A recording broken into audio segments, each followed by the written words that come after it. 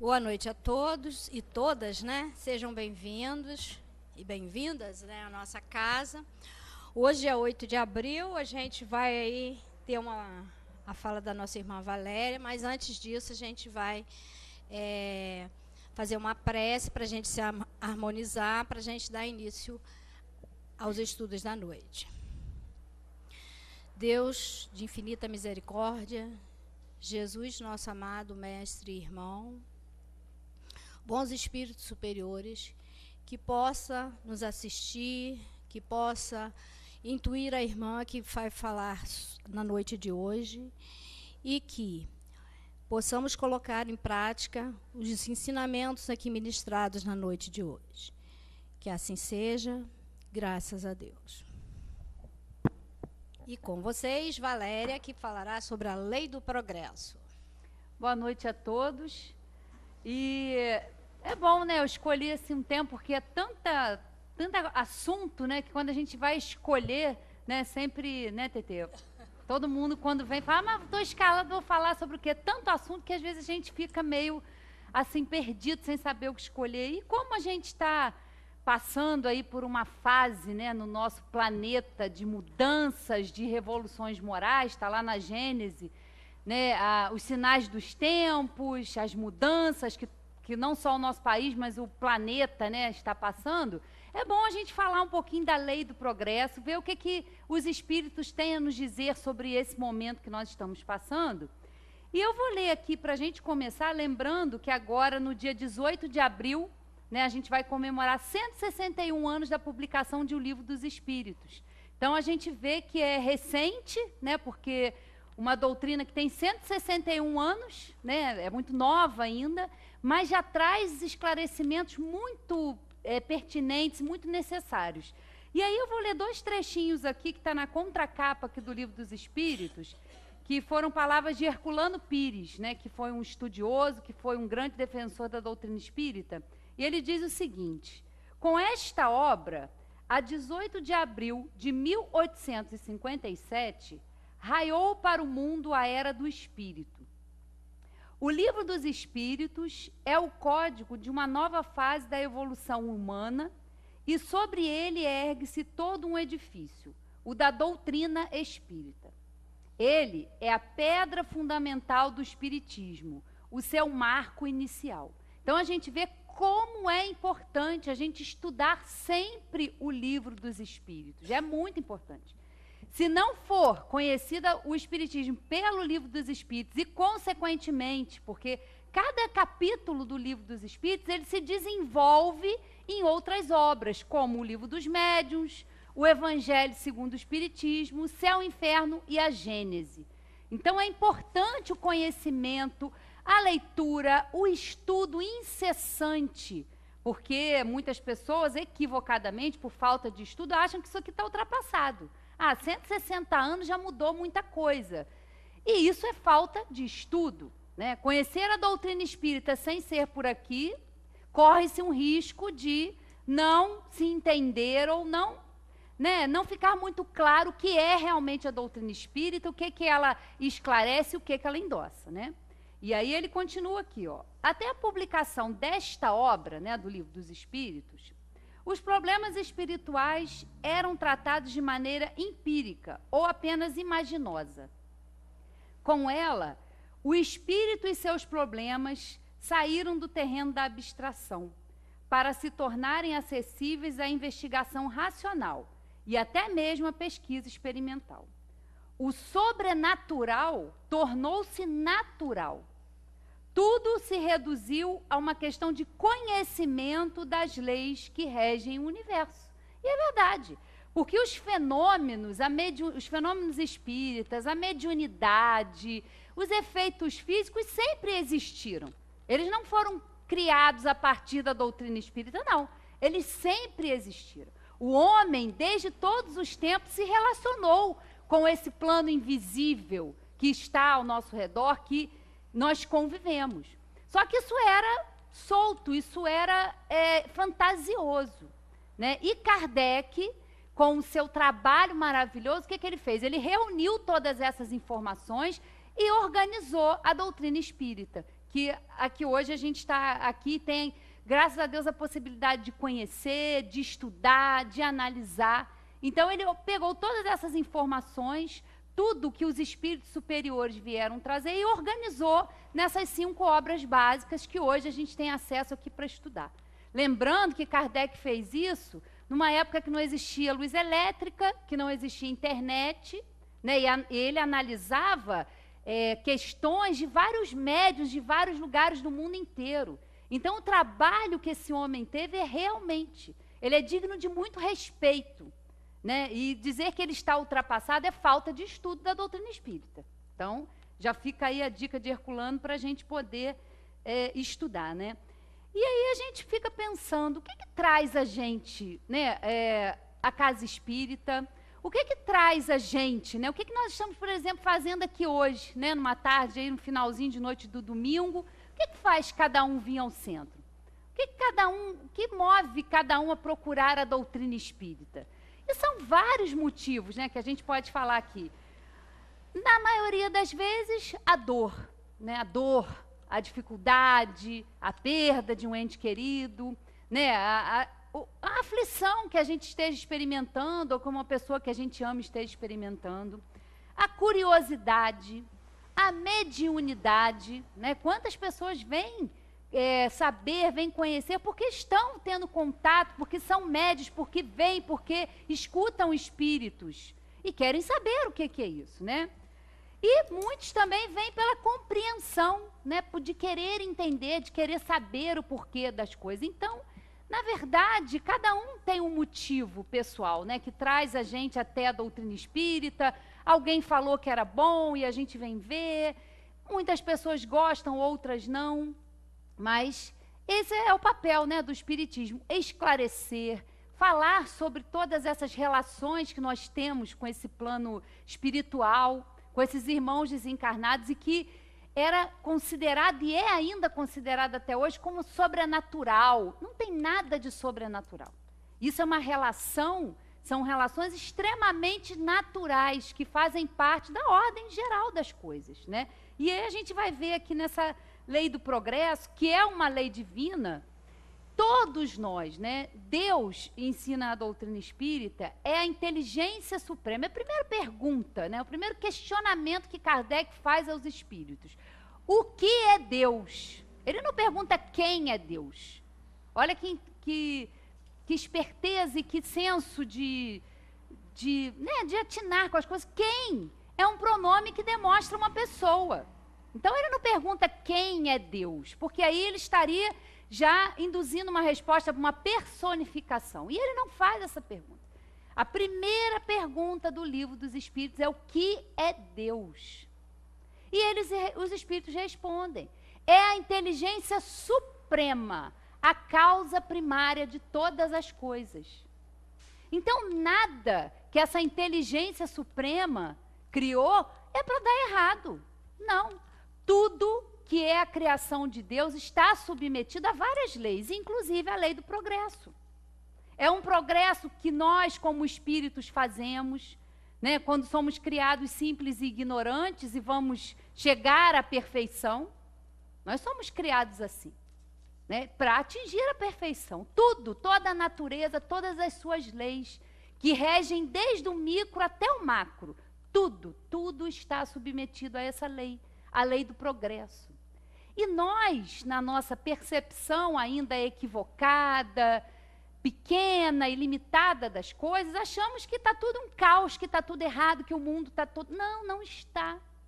Nós primeiro temos que saber que somos espíritos a caminho da perfeição. Estamos aí nessa caminhada evolutiva, com certeza, com muito mais paixões, com muito mais orgulho, com muito mais vaidade, com muito mais egoísmo do que virtudes. Essa ainda é o nosso estágio evolutivo, de inferioridade, de egoísmo, de querer primeiro o melhor para nós e o que sobrar para o outro, né? Nós estamos ainda. E estamos, por essa condição, encarnados num planeta de provas e expiações, que é a Terra. E como a Terra tem milhares, bilhões de terras, que é o quê? Que é uma escola onde nós estamos aqui para aprender, para acertar, para errar, para amar, para perdoar.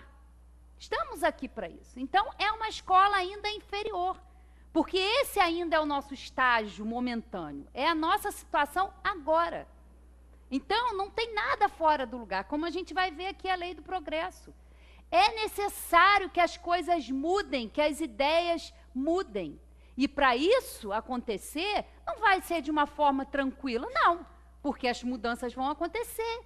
Mas nós, na nossa vida, somos extremamente refratários e temos muita dificuldade diante da mudança, diante do novo, né? A gente cria muitos hábitos na nossa vida, na nossa forma de pensar, na nossa forma de conviver, na nossa forma de enxergar o mundo, as coisas. E é difícil a gente mudar, né? É difícil a gente sair da nossa forma de pensar, da nossa zona de conforto. Então, a gente sabe que as mudanças, elas são necessárias, mas, num aparente momento, nos trazem desconforto, transtorno, medo, insegurança. Isso é normal. Isso é de cada um de nós. Cada um de nós, diante do novo, se assusta. Né? A gente tem medo, porque a gente prefere onde a gente conhece. Mas as coisas chegam uma hora que a lei do progresso ela vai se fazer de uma maneira ou de outra. Né? Então, aí a gente começa aqui, então, no Livro dos Espíritos, na questão 783, onde Kardec faz o seguinte questionamento aos espíritos. O aperfeiçoamento da humanidade segue sempre uma marcha progressiva e lenta? E eles vão responder, ao progresso regular e lento, que resulta da força das coisas. Mas, quando um povo não avança bastante rápido, Deus lhe provoca, de tempos em tempos, um abalo físico ou moral que o transforma. Não é castigo, não é punição, não. É só uma forma de nos fazer avançar mais rapidamente, né? Então, é um abalo físico ou moral que o transforma. Estamos ou não estamos vivendo isso? O planeta está assim, nessa fase de transformações, né? E aí vem o comentário, né, brilhante de Kardec, onde a gente vai ler aqui com muita calma, prestando bastante atenção nas palavras, e vamos ver se a gente, se isso nos soa familiar, né? Vamos lá. Sendo o progresso uma condição da natureza humana, ninguém tem o poder de se opor a ele. É uma força viva que as más leis podem retardar, mas não asfixiar. Quando essas leis se tornam de modo incompatíveis com o progresso, ele as derruba com todos os que as querem manter. E assim será até que o homem harmonize as suas leis com a justiça divina, que deseja o bem para todos, e não as leis feitas para o forte em prejuízo do fraco. Né? Então, está aqui, ó. Então, não adianta. O que acontece é que as leis divinas, elas são imutáveis. Elas são perfeitas, elas são estáveis. O que muda é a lei humana. Porque à medida que a gente evolui, à medida que a gente compreende melhor as coisas, esse progresso se dá não só nas leis, mas na nossa forma de pensar, nas nossas instituições, na forma da gente ver as coisas de uma outra maneira. Então, não adianta. As coisas podem ficar retardadas. As pessoas, né, alguns homens aí podem segurar um pouco, podem retardar, mas não podem impedir a lei do progresso. Ele é uma lei divina e ela vai se cumprir, né? O homem não pode permanecer perpetuamente na ignorância, porque deve chegar ao fim determinado pela providência. Ele se esclarece pela própria força das circunstâncias. As revoluções morais, como as revoluções sociais, se infiltram pouco a pouco nas ideias, germinam ao longo dos séculos e depois explodem subitamente, fazendo ruir o edifício carcomido do passado, que não se encontra mais de acordo com as necessidades novas e as novas aspirações. Nós estamos no momento, porque essas ideias, né, da fraternidade, do amor ao próximo, dessa união, né, entre essa solidariedade que une a todos nós, essas ideias vão aos poucos, né, sendo trabalhadas nos espíritos, levam aqui, como eles dizem, né, germinam ao longo dos séculos. E a gente acha assim, nossa, mas que coisa demorada, né, séculos. Mas temos que pensar que quando a gente fala em séculos e séculos, isso é aqui. Isso é uma medida de tempo que é da Terra, que é do nosso planeta, né? Nós somos eternos. O que nos espera é o infinito.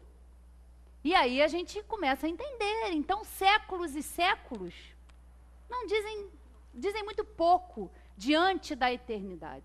Então, é assim que as coisas vão se processando. O progresso ele é lento, porque ele é individual. Ele está submetido ao livre-arbítrio de cada um de nós. E isso aí, pode demorar. Eu posso ficar muitas encarnações aí estacionada, né, numa mesma forma de pensar, reencarno, desencarno, e fico ali, naquela forma de agir, pensando daquela mesma forma, estacionada. Até que o meu espírito desperte, tome consciência e queira mudar. Que tenha vontade, como nós estamos aqui hoje, com a vontade de estar aqui, com a vontade de aprender.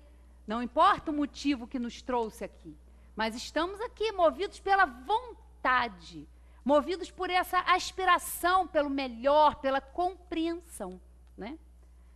Continuemos aqui, ó. O homem geralmente não percebe nessas comoções mais do que a desordem e a confusão momentâneas, que o atingem nos seus interesses materiais. Mas aquele que eleva o seu pensamento acima dos interesses pessoais, admira os desígnios da providência, que do mal faz surgir o bem. São a tempestade e o furacão que saneiam a atmosfera depois de a haverem revolvido. E é verdade, quantas vezes a gente já viu isso aqui no nosso planeta, né? Depois de uma tempestade, de um furacão, o que acontece? Saneia a atmosfera fica mais limpa, mais livre de fluidos, de energias ruins. Então é isso, né? E aí tem um comentário aqui de Herculano Pires, porque a gente aqui no centro sempre adota a tradução de Herculano Pires, porque é extremamente confiável, e ele faz um comentário que maravilhoso a essa resposta aqui de Kardec. Como se vê, por este comentário de Kardec e pelas explicações dos espíritos a que ele se refere, o espiritismo reconhece a necessidade desses movimentos periódicos de agitação natural, quer dos elementos, quer dos povos, para a realização do progresso. Mas os admite como fatos naturais e não como criações artificiais a que os homens devam dedicar-se em obediência a doutrinas revolucionárias. O que ele ensina é que o homem deve colocar-se nesses momentos acima de seus mesquinhos interesses pessoais, para ver em sua amplitude a marcha irresistível do progresso, né? Então, a contribuição da doutrina espírita é maravilhosa. Porque num momento como esse que nós estamos vivendo, que o nosso planeta está passando, entender esse contexto, entender o porquê da situação, das coisas estarem aparentemente num caos, é muito importante, porque isso nos ajuda a nos manter firmes, nos toca, né, a razão. O espiritismo, ele nos fala a razão e também ao sentimento, porque isso nos ajuda a desenvolver, a amadurecer uma fé inabalável, né? Precisamos amadurecer essa fé, porque nós dizemos, né, que temos fé, mas basta a gente ser contrariado numa pequena coisa, ou que a gente não planejou, ou que a gente acha que controla, né, foge aí das nossas mãos, a gente, acabou. Cadê a fé que a gente tinha? Não tem. Porque fé inabalável, ela resiste, ela resiste às dores, às aflições. Mas nós não temos também ainda essa fé inabalável, né? Não temos ainda. Estamos desenvolvendo através da compreensão, através do estudo da doutrina espírita, porque isso nos traz paz, isso nos traz calma, que é um desafio.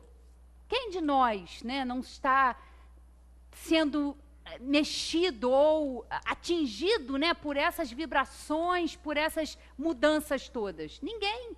Nenhum de nós está imune a isso. Nenhum de nós. Né? Então é um momento que a gente precisa se centrar, que a gente precisa compreender. Falar, não, isso vai passar. É um momento que é necessário. É a lei do progresso. É a lei divina se cumprindo. Isso é muito importante que a gente compreenda. Isso traz alento, isso sossega um pouco, né, o nosso coração.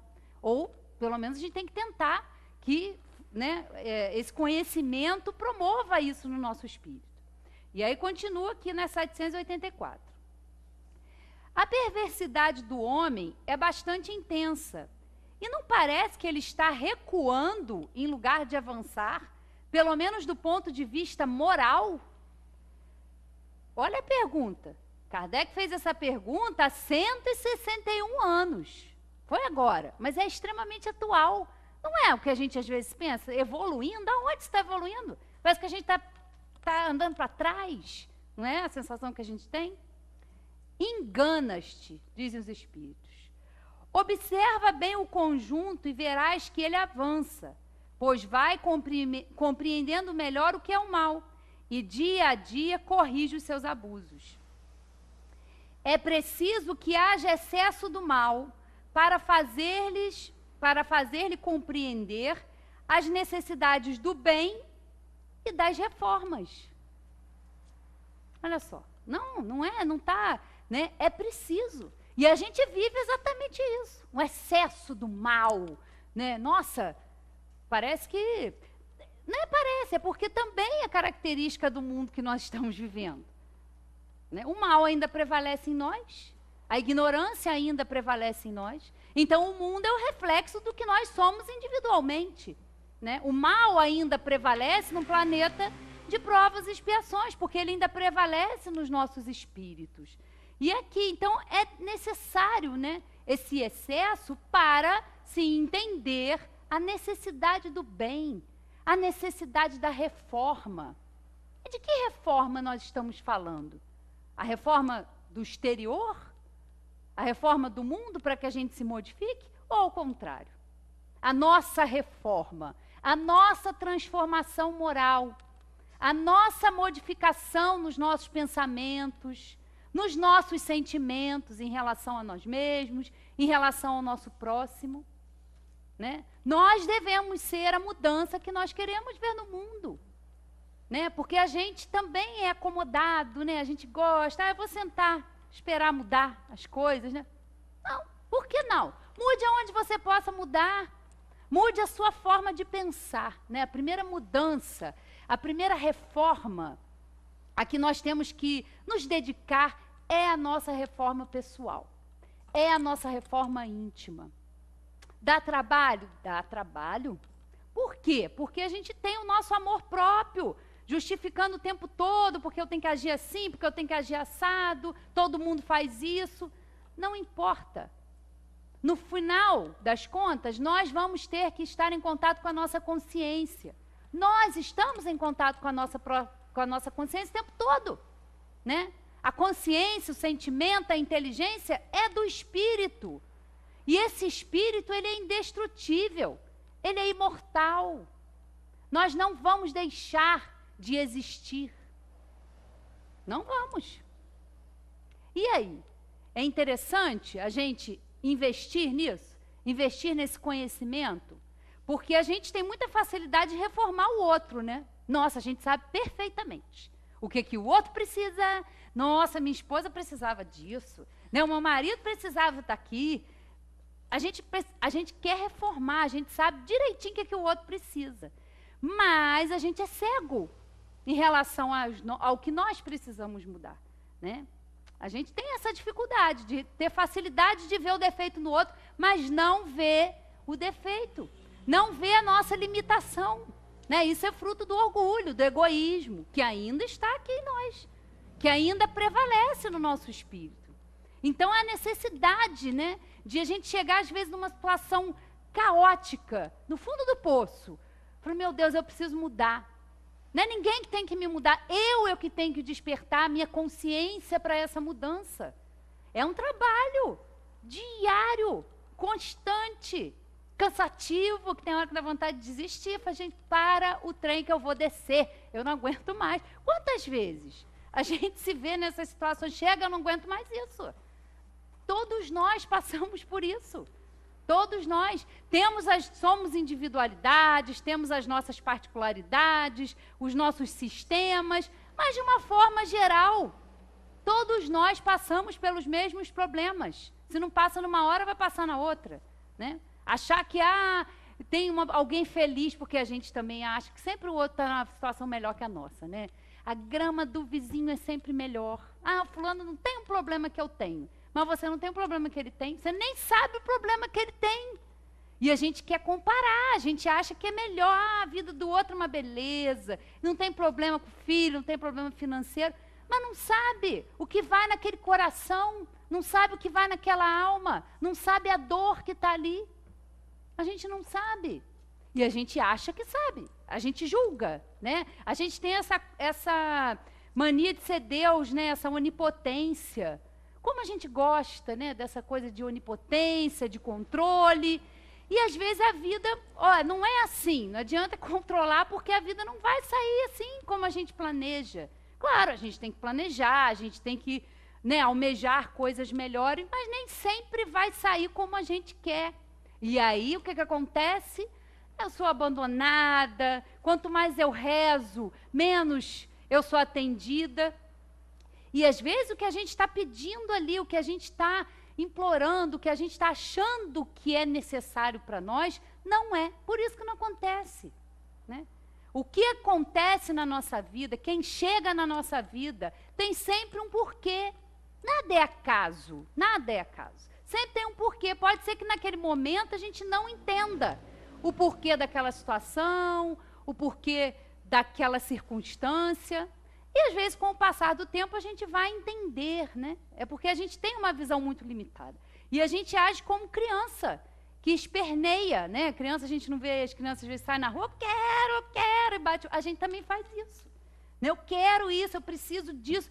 Mas Deus é a inteligência suprema. Ele nos criou para a perfeição. Então, quando a coisa não acontece da maneira como a gente planeja ou como a gente quer, talvez não seja para o nosso bem. Talvez não, na maioria das vezes não é. Então, uma outra coisa vai acontecer, que a gente vai julgar que é uma desgraça, que é um grande mal, mas lá na frente, depois do amadurecimento que aquela dor vai nos trazer, a gente vai compreender. Ah, realmente eu passei por aquilo tudo, não foi em vão. Né? É saber passar, porque a gente não sabe passar. Né? A fé da gente é muito pequenininha. Qualquer coisa, a gente se abala, a gente perde a fé. Né? É muito fácil tudo isso aí. Então, é isso aí que a gente tem que prestar atenção. Né? Vamos continuar aqui, ó, 785. Kardec pergunta o seguinte: qual o maior obstáculo ao progresso? São o orgulho e o egoísmo. Quero referir-me ao progresso moral, porque o intelectual avança sempre. Este parece, aliás, à primeira vista, duplicar a intensidade daqueles vícios, desenvolvendo a ambição e o amor das riquezas, que, por sua vez, incitam o homem às pesquisas que lhe esclarecem o espírito. É assim que tudo se relaciona no mundo moral como no físico, e que do próprio mal pode sair o bem. Mas esse estado de coisas durará apenas algum tempo. Modificar-se-á à medida que o homem compreender melhor que, além do gozo dos bens terrenos, existe uma felicidade infinitamente maior e infinitamente mais durável. Né? Então, o que eles falam aqui? O progresso intelectual avança sempre. Olha a facilidade que hoje nós temos de nos comunicar, de saber o que está acontecendo em tempo real, em qualquer lugar. A gente pega lá o planetinha, se conecta, sabe tudo o que está acontecendo em todo lugar ao mesmo tempo. Isso é uma coisa muito recente, isso é muito atual. E se a gente também não toma cuidado, a gente dá uma pirada com isso, né? Dá uma pirada, a gente é ansiedade o tempo todo, porque tem hora que a gente tem que saber tudo, e quando você vê, você está naquela loucura, e vai sendo levado aí, né? Porque é tudo muito rápido. Então, o avanço intelectual, ele é enorme. Né? Em todas as áreas da ciência, da medicina, tudo, os avanços, aí a gente vai avançando. Só que o avanço moral, ele é um pouco mais devagar. Por quê? Porque ele é individual. Né? Ele só vai se fazer de uma forma coletiva melhor quando há individualidades, que somos nós que formamos essa coletividade também, estivermos um pouco melhores. Então, a gente vê aqui que é o tempo todo. Né? E isso proporciona também essa loucura, porque às vezes a gente quer estar sempre conectado e acaba, né, a gente tem um celular, isso aqui está obsoleto, aí daqui a pouco já está comprando outro, e vai ali, muitas vezes isso nos envolve de uma tal maneira que a gente só é feliz quando a gente tem alguma coisa. E aí, se a gente olha para o outro que tem tudo e a gente não tem, aí piora mais ainda. Ah, meu Deus, a pessoa consegue tudo, tão bem de vida, e eu às vezes não consigo ter o que o outro tem, a gente inveja, a gente investe toda a nossa energia no ter, que é passageiro. Se a gente tem um celular de última geração, ou nem tem celular, na hora que a gente desencarnar, o que é da matéria vai ficar na matéria. E o que é do espírito? Que não é perecível, que é eterno. Será que a gente está investindo a nossa energia também igual? A gente tem que pensar sobre isso. O que é mais importante na minha vida? Eu ter ou eu ser? Né? Eu me esforçar para ser uma pessoa melhor, mais consciente, mais atuante. Né? Isso é uma reflexão que a gente tem que fazer e que é muito importante. Porque, de repente, de uma hora para outra, a gente pode não estar mais encarnado. Essa matéria é perecível. Nós não paramos para pensar muito nisso, porque isso causa um pouco de aflição, né? Do quanto a gente é perecível, o corpo é perecível. Né? Uma doença, um vírus, uma bactéria, qualquer coisa. De repente, né? Sei lá, alguma coisa que aconteça inesperada. A gente pode deixar a matéria a qualquer momento. E como é que a gente vai ser surpreendido nesse momento? Em que nós estamos investindo o nosso tempo? Em aprender, em estudar, em compreender? E ser melhor ou ter mais coisas? Aonde a gente investe mais? Isso a gente tem que pensar, né? É uma reflexão. E aí vem um comentário de Kardec, ó. Há duas espécies de progresso que mutuamente se apoiam e, entretanto, não marcham juntos. O progresso intelectual e o progresso moral. Entre os povos civilizados, o primeiro recebe, em nosso século, todos os estímulos desejáveis e, por isso, atingiu um grau até hoje desconhecido, né? O progresso intelectual.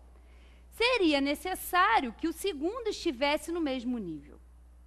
Não obstante, se compararmos os costumes sociais de alguns séculos atrás com os de hoje, teremos de ser cegos para negar que houve progresso moral. Por que, pois, a marcha ascendente da moral deveria interromper-se mais do que a da inteligência? Duvidar disso seria pretender que a humanidade tivesse atingido o apogeu da perfeição, o que é absurdo, ou que ela não é moralmente perfectível, o que a experiência desmente. Então, a gente achar que não teve progresso nenhum, também não é assim. A gente já progrediu bastante. Né? Até nas nossas leis, coisas que, né, há anos atrás eram consideradas normais, eram consideradas aceitáveis, hoje não são mais. Hoje são crimes, são consideradas, né, transgressões à lei humana. Então, há um progresso, sim, mas é um progresso gradual e lento, principalmente no que compete a cada um de nós. Porque isso depende da gente, depende do nosso livre-arbítrio, né? Que também é relativo, porque a gente também não tem o conhecimento de todas as coisas. Então, à medida que a gente avança, né, em conhecimento intelectual, moral, a gente também vai compreendendo melhor as coisas. Então, o progresso vai se fazendo. Então, a gente está progredindo. E a gente observa isso pela lei da reencarnação, que é justa. Por quê? Né, esses irmãos, esses espíritos que viveram aí na Idade Média, por exemplo. Eles tinham aquelas limitações lá, não tinham acesso à tecnologia, nada desses avanços. Mas viveram lá, problema deles, azar deles que viveram lá, e a gente hoje está um pouquinho melhor. Não. Os espíritos que estavam lá na Idade Média, provavelmente os nossos, hoje estão aqui, se beneficiando dos avanços intelectuais, dos avanços. A gente teve aí agora o desencarne do Stephen Hawking, né? Que foi um brilhante aí, uma inteligência brilhante aí da nossa era, e veio aí, né, seguindo aí Galileu, que veio aí. Pode ser o mesmo espírito? Pode ser o espírito que estava lá e agora reencarnou aqui, estava naquele corpo, e você vê que nem a matéria limitou aquela inteligência, limitou aquele espírito que estava ali, com a sua sentença de morte decretada, teria 2, 3 anos de vida, e olha quantos anos ele viveu. Olha como ele conseguiu se desenvolver, como ele conseguiu contribuir naquele corpo que ele só mexia os olhos para se comunicar. Completamente encarcerado naquele corpo, mas o espírito estava ali, lutando, pesquisando, estudando, contribuindo para o progresso da humanidade. Olha que interessante, não pode ser por quê? Aqueles espíritos não tiveram oportunidade, não. Nós somos espíritos criados para atingir a perfeição. E como a gente atinge a perfeição? Se Deus nos criou para isso, ele teria que criar também um mecanismo educativo, um mecanismo que nos proporcionasse essa caminhada de acordo com as nossas escolhas, que é a reencarnação. É divino, é um processo educativo realmente que só pode vir de uma inteligência suprema. Porque nós temos as oportunidades. Ninguém está deserdado, ninguém está abandonado, ninguém tem uma única oportunidade de dar certo. Quem aqui realmente, em plena, né, num exame de consciência, acha que vai sair dessa que acabou, não preciso mais voltar aqui? Se tem alguém, legal, eu não sou uma dessas pessoas. Não sou, por quê? Nós temos muito trabalho a fazer no nosso espírito. Nós estamos no comecinho da nossa caminhada. Nós deixamos aí planetas primitivos, as nossas primeiras encarnações, não faz muito tempo, não. Nós estamos muito no princípio ainda da nossa caminhada. Temos muito que trabalhar pelo nosso progresso. Essa é a função da encarnação. Essa é a função do espírito ter que assumir momentaneamente uma matéria. Essa é a finalidade da encarnação. Né? A gente avançar e contribuir para o nosso próprio progresso e também contribuir para o progresso da humanidade. Né? Com o emprego da nossa inteligência, através do nosso trabalho, através da nossa atuação nesse mundo, na nossa família. É muito importante, porque às vezes a gente se acha, mas eu não faço nada, né? Eu não contribuo muito. Se a gente já conseguir contribuir no nosso núcleo familiar, né, nos que estão próximos ali, que a gente sabe que às vezes não é fácil, porque não encarnam só amigos, né? No nosso meio familiar estão os desafetos, estão os espíritos convidados a novamente estar conosco. E aí é onde a gente tem que desenvolver, né? A caridade, a indulgência, o perdão. Se a gente já conseguir resolver um pouco as nossas questões no nosso núcleo familiar, tá de bom tamanho. Pior que às vezes a gente vem e não consegue, né? E além de não conseguir, às vezes ainda piora a situação, porque é difícil, né? São reuniões ali que não são muito harmônicas na maioria das vezes, porque não tem só amigo, né? Vai ter, às vezes, aquele espírito, mas não é possível. Essa pessoa não se parece com ninguém, ela não se encaixa com nada na nossa família. O que ela está fazendo aqui, nesse meio? Como é que pode? É porque tem a ver. Tem uma explicação, tem uma razão de ser. E talvez esse espírito pode ser assim por nossa responsabilidade. Porque numa outra existência aí, talvez a gente, com as nossas atitudes, tenha levado aquele espírito a ser assim. Então ele vem de novo, né? Para ver se a gente se harmoniza. Né? Então já é bom se a gente já conseguir isso. Então, né, a gente vem assim, ser um grande missionário, mas a gente tem que ser missionário no meio onde a gente está. Né? A gente tem que florescer aonde a gente está plantado. Né? Então, a gente tem que observar isso aí. Então, é a grande lei da reencarnação, que vai proporcionando uma hora nós estarmos em situações diferentes, em países diferentes, em nacionalidades diferentes, para a gente poder se desenvolver, porque seria muito injusto. Né? Se a gente faz uma comparação de uma criança aí que nasce num país desenvolvido, numa família aí, boa, que proporciona todas as condições para aquele espírito, e um outro espírito nascer numa situação completamente desfavorável. Onde que está a justiça de Deus nisso? Naquele momento é necessário para aquele espírito passar por aquilo ali. Mas numa outra encarnação, num outro contexto, ele vai ter, né, o que ele não tinha numa outra encarnação. E assim, né, de encarnação em encarnação, a gente vai progredindo, a gente vai caminhando. Para chegar aonde? Para chegar no destino que Deus nos destina, que é a perfeição. Né? Só que é um caminho bem longo, mas não podemos desistir. Né? E aí a gente faz a seguinte pergunta, Kardec fez, né? Afinal de contas, qual a influência do espiritismo nisso? Né? O que a doutrina espírita pode auxiliar a humanidade? Né? De que maneira, questão 799, de que maneira o espiritismo pode contribuir para o progresso? Destruindo o materialismo, que é uma das chagas da sociedade.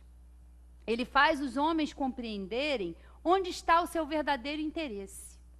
A vida futura, não estando mais velada pela dúvida, o homem compreenderá melhor que pode assegurar o seu futuro através do presente. Destruindo os preconceitos de seita, de casta e de cor, ele ensina aos homens a grande solidariedade que os deve unir como irmãos. Né? Essa é a contribuição. E através daquilo que eles falam, né? Destruindo os preconceitos de seita, de casta e de cor. Né? E a reencarnação entra aqui como um fator também que contribui muito. Né? Porque se hoje nós somos orgulhosos por pertencer a uma classe social, por pertencer a uma raça, que, né, as pessoas achavam de nobres, aí que tinha sangue azul, isso tudo é uma bobagem, isso tudo é destruído com a reencarnação. Porque o que a gente pode se orgulhar muito hoje, de ser, de pertencer, numa outra encarnação, se a gente não usar bem, se a gente se isso alimentar e fomentar o nosso orgulho, numa outra encarnação, como consequência das nossas próprias ações, a gente pode vir exatamente na situação em que a gente tinha preconceito. A gente pode vir numa outra nacionalidade, a gente pode vir numa uma outra raça. Né? Então, destrói a reencarnação, ela iguala todos nós. Nós somos todos espíritos, nós somos todos filhos de Deus. Todos nós, nenhum espírito, nada que é criação divina, que é criação de Deus, está abandonado ou foi feito para dar errado. Nada. A gente é que pode não entender, mas nada foi feito. Então, isso pode ser destruído. Então, o que eu me orgulho muito de ser agora, pode não ser numa outra encarnação.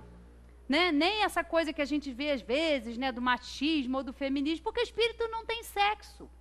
O que determina se vamos encarnar num corpo masculino ou feminino é a constituição física, é a constituição genética. Né? Então o espírito pode, às vezes, vir em encarnações em corpos femininos destinados a um propósito e depois também, de acordo com as suas necessidades, vir em corpos masculinos, para desenvolver outras capacidades, outras potencialidades, que aquele corpo, que aquela matéria vai proporcionar. Então, ficar alimentando, né, esse orgulho, essa nacionalidade, né, é tolice, porque hoje nós estamos nessa situação, se hoje nós estamos numa encarnação, que nós temos riqueza, que nós podemos auxiliar o nosso próximo, que nós façamos isso. Porque a riqueza, ela nos entorpece muitas vezes. Por isso que às vezes a gente quer, né, ficar rico, ganhar na Mega Sena, a gente quer ter dinheiro, que a gente acha que se a gente tivesse dinheiro, os nossos problemas estariam resolvidos. E muitas vezes a riqueza é uma prova muito perigosa, porque ela exacerba o orgulho, a vaidade. Ah, eu tenho dinheiro, então, né, eu estou acima da lei, porque eu tenho dinheiro. E às vezes vai ser cobrado, porque aquilo que está sendo dado a você, se Deus permitiu que você tivesse a riqueza, foi para você usar bem. Porque tudo que nós temos aqui na matéria, nós usamos, é um usufruto, né? Usufruto, tudo. Né? A casa, o carro, é legal ter? É legal ter. Ninguém faz apologia à pobreza, não tem nada disso no espiritismo. Mas temos que aprender a usar a matéria, não se deixar escravizar por ela. E o que mais nós fazemos? Nós nos escravizamos pela matéria. A influência da matéria, ela é poderosa sobre o nosso espírito. E o que temos que fazer? O que a doutrina espírita nos ensina? A estimular que o espírito domine a matéria, que nós entendamos que nós somos daqui, mas que as coisas daqui vão ficar aqui.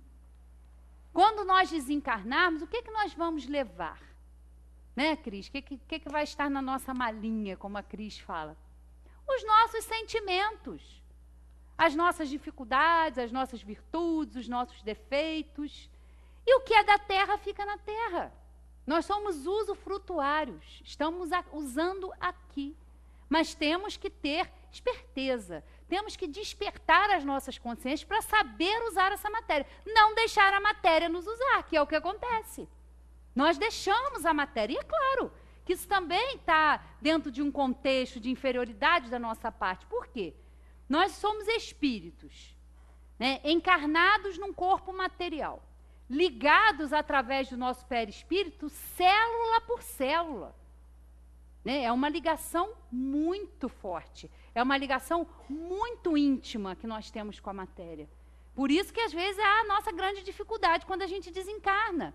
A gente está tão ligado, tão apegado à matéria, que por isso que a gente fala que quando há um desencarne, o espírito precisa de um tempo, e isso é individual, depende de cada um, depende do seu nível de apego, de entendimento.